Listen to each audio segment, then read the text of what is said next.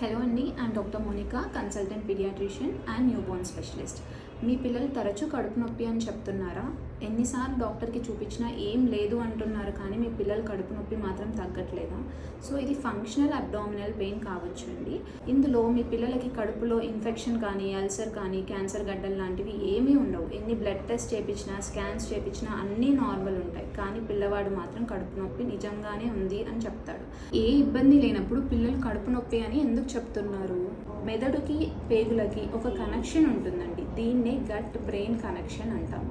So పిల్లలు ఏదైనా stress feel అవుతున్నప్పుడు, అంటే ఎగ్జామ్ రిలేటెడ్ స్ట్రెస్ కానీ, ఫ్యామిలీ ప్రాబ్లమ్స్ కానీ, ఫ్రెండ్స్ రిలేటెడ్ కానీ, ఈ స్ట్రెస్ వల్ల మన పేగులకు నార్మల్ కదలికని కూడా మన బాడీ పెయిన్ఫుల్ సెన్సేషన్ లాగా ఫీల్ అవుతుంది. సో పిల్లలకి వచ్చే నొప్పి అనేది నిజం. ఈ నొప్పి ప్రమాదకరం కాదండి, కానీ దీన్ని ఇలాగే వదిలేస్తే పిల్లల రోజువారీ యాక్టివిటీస్, అంటే స్కూల్కి వెళ్ళడం కానీ, ప్రాపర్ న్యూట్రిషన్ తీసుకోవడం కానీ, యాక్టివిటీస్ కానీ చాలా వరకు ఎఫెక్ట్ అవుతాయి. స్పెసిఫిక్గా మెడిసిన్స్ అంటూ ఏమీ ఉండవండి. పిల్లలకి మెయిన్గా కావాల్సింది వచ్చేసి ఎమోషనల్ సపోర్ట్.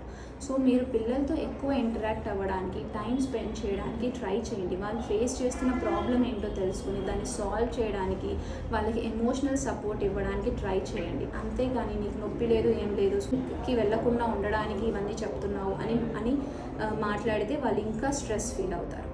దీంతో పాటు వాళ్ళకి proper nutrition, proper sleep habits, అంటే at least 8 to 10 hours of sleep ఉండేలా చూసుకోవడము, స్క్రీన్ టైం తగ్గించడము, ఫిజికల్ యాక్టివిటీ అనేది పెంచడం వల్ల ఈ నొప్పి అనేది తగ్గే ఛాన్సెస్ ఎక్కువగా ఉంటాయి.